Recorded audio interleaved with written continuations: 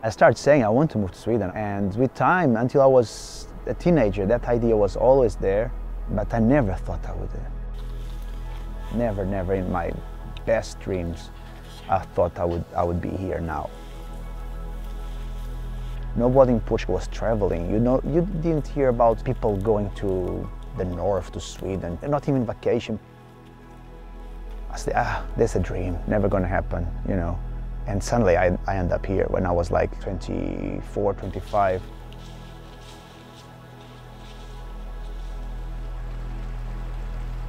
First time I stepped in a boreal forest, I was like, wow, this is where I always wanted to be. It was amazing. I'm almost crying. I always say, like, the best thing you can do, or the best feeling you can have, is like when you, as an adult, achieve your teenager dreams. It's like, I'm so happy because I did it.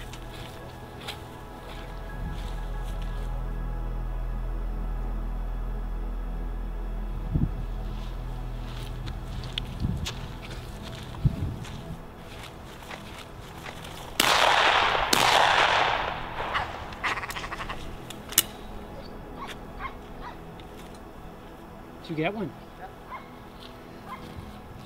Willow grouse. Nice, man. I was born and raised in Portugal, and I've had dogs around me all my life. My father bred tackles for over 40 years. Some of the breeds are also Portuguese hunting breeds, always hunting breeds. So hunting and dogs has been around me since I remember. My grandfather was a hunter, my grandfather was a hunter, my father was a hunter, I'm a hunter. And old Benjamin will be a hunter also. We start cutting the forest up. There's a swamp here on the other side. The birds get there in the morning, especially the black grouse. But this looks very promising. Every Sunday I would try to wake up earlier than my father, so I wouldn't let him go without me hunting. They would hunt especially for rabbits, and I would tag along, but I was not interested at all in the rabbits and those dogs. Actually, I was just enjoying being out and seeing birds, and sometimes some birds were flying by, and I would ask my father, "Hey, Dad, can you shoot that bird? I want to see it." I asked my father, "Can I please have an English pointer?" all the time. One day I was home, and my mom and dad, they came from work, and they asked me, "Miguel, can you go out and help us with the shopping bags in the car?" I went out, I opened the door, and it was like a little puppy, a German pointer, smooth hair, black and white. And I was like, oh, amazing. And everything started there. I think I really developed the interest in different dimensions in the birds, though, like training, conformation, because my father was also a breeder he used to go to a lot of dog shows. He has a great eye for dogs, it teaches me a lot. Before I really get into dogs and bird dogs, I was really into nature also, and be outdoors and wilderness.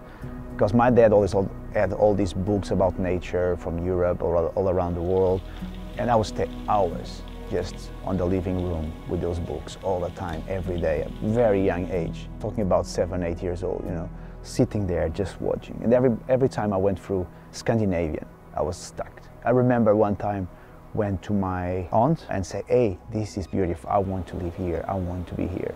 Like the pictures of Scandinavia, the Lapland, the Arctic, the boreal forest. So I moved from Portugal to Sweden like 10 years ago. And bird hunting and all this nature and all these opportunities to hunt wild birds was what brought me here, and especially what made me stay here. In that book that I got from my father, the small book about birds, there's always these Capercaillies, black grouse, woodcock, and I had a passion for these birds. Can't explain why. Trying to draw them all the time, and just like, I think there was, you know, drawing those birds all the time was like my way to feel connected with them.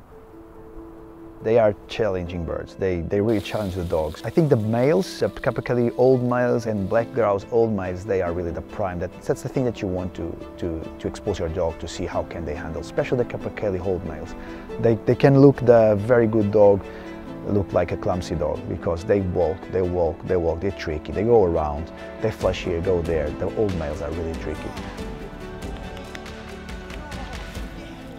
If your dog handles these wild birds in these terrains, most probably can handle everything.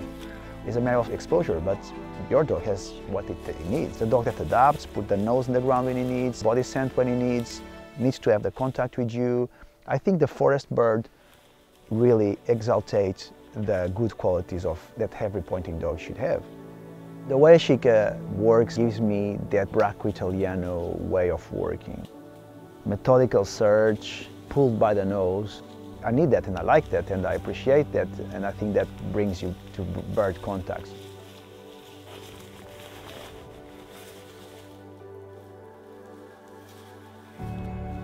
Just because they are finishing their molting right now.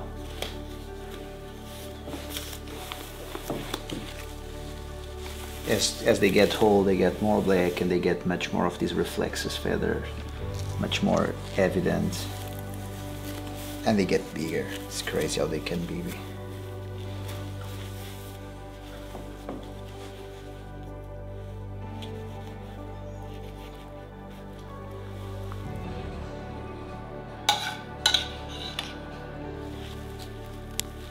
I'm a bird finder. I want to find birds, you know. I have this really need to see birds. I can do it from morning to night. I don't need to shoot them, I just want to see them. I just have this thing, I want the dog to find them and analyze them, how they behaving. Oh, and I wonder all the time why they did that. And the more contacts, the more you find, the more you get your information about these things, the more you grow your knowledge about the birds, because I have this drive to know more and more about birds and have more possible contacts.